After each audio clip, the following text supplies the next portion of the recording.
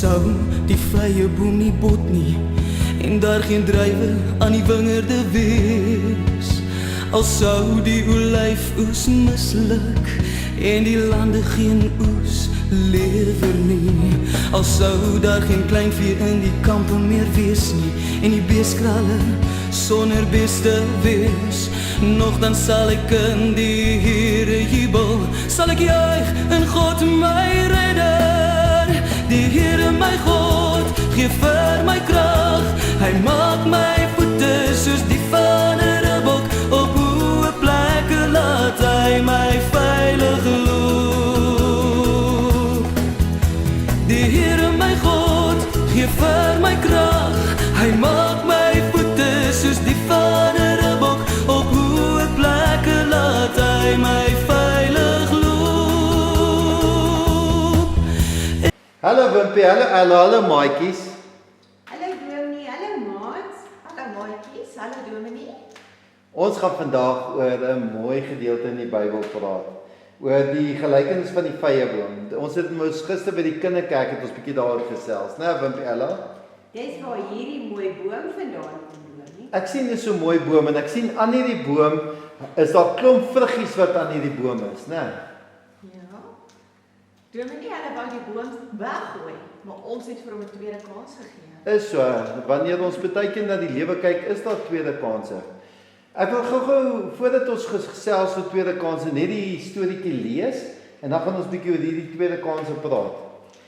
Jesus vertel hierdie gelykenis. Hy sê iemand het 'n vyeboom gehad wat in sy wingerd geplant was. Hy het die vrugte daarin gaan soek en niks gevind nie. Nou daardie iemand is eintlik God. Hy sê God is die eienaar van die wingerd en die eienaar van hierdie bome. En toe het hy vir die tuinier gesê, kyk, dis al 3 jaar. Nou die tuinier, weet ons is eintlik Jesus, né? Wat ek die vrugte aan hierdie boom soek en niks kry nie. Kap dit uit. Waarom moet die grond langer uitgeput word? Maar hy antwoord en sê van meneer, laat dit nog net hierdie jaar bly staan, sodat ek rondom gespit en mis gee. En as dit dan volgende jaar nie vrug daar nie, kan dit maar gebeur, dan kan dit uitgekap word. Nou sê Jesus, gee my kans dat ek bietjie aan hierdie boom werk. So Jesus vra eintlik, kom ons gee die boom 'n tweede kans. Dis wat die Here eintlik vra, né? Genoeg kos en genoeg water en genoeg liefde. Is genoeg kos, genoeg water, genoeg liefde. Dit is so ou Wimpie.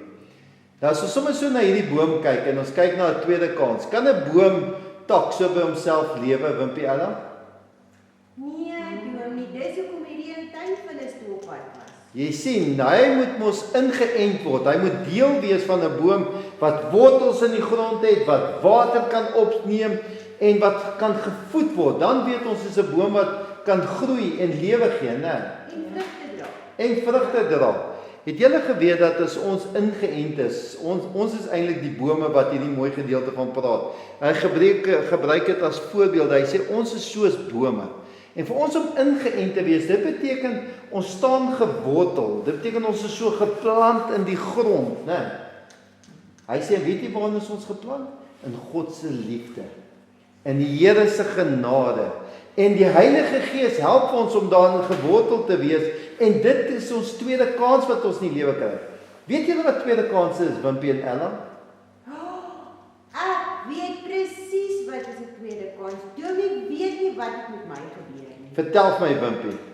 Ons moes 'n praatjie oor ons troeteldier voorberei vir die klas. Ja? Maar Dominee, ek het televisie gekyk en ek het bietjie met my sokkerbal gespeel en al daai koekies gebak en ons het lank in die bad gespeel.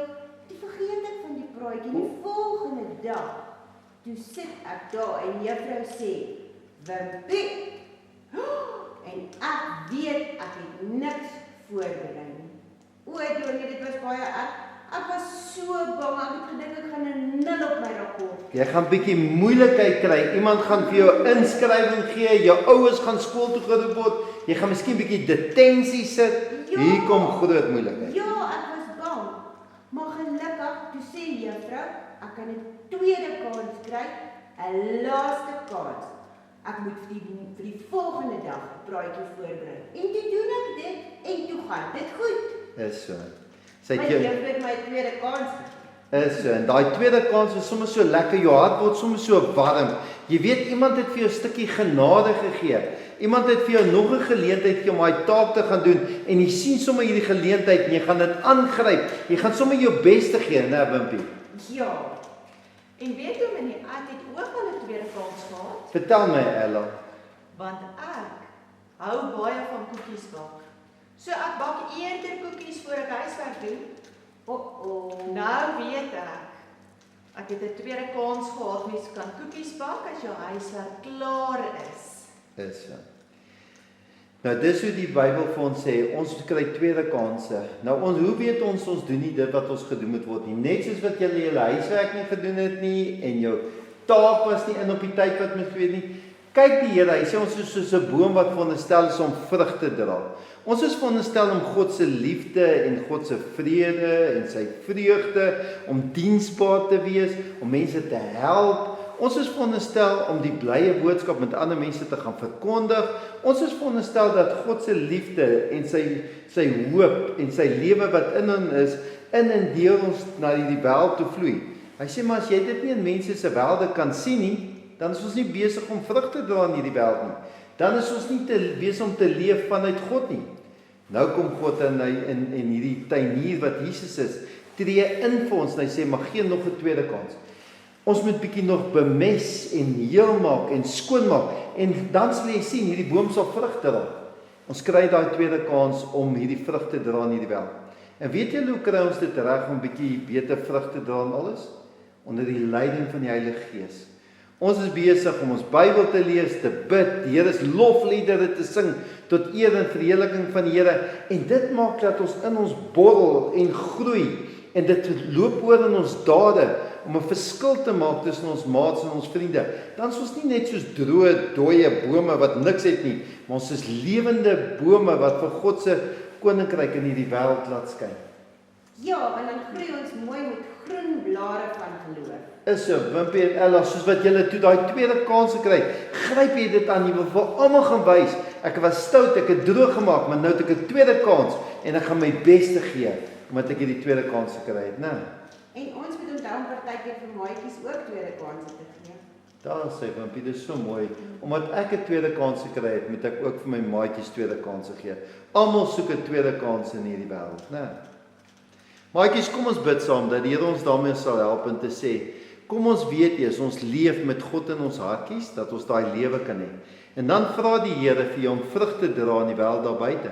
En dat die Heilige Gees vir ons wys in die Bybel en hoe ons hom aanbid en hoe liedere wat ons sing, hoe kan ons daai lewe ontdek wat ons vir mense tweede kansse uitdeel, omdat jy weet God gee vir ons tweede kansse. Kom ons bid saam.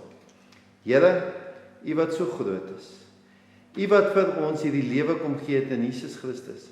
Help vir ons om te leef met ons dade, met ons woorde, met ons omgee, dat ander mense kan sien ons is kinders van U. Ons bid dit in Jesus naam alleen. Amen. Wimpie Ella, julle met 'n wonderlike week hê waarin julle julle tweede kansse gebruik en dat julle hierdie vrug dra tot eer van die Here. Dankie Dominee, ek hoop die maatjies onthou ook van tweede kansse. Dankie Dominee, tata maatjies. Totsiens.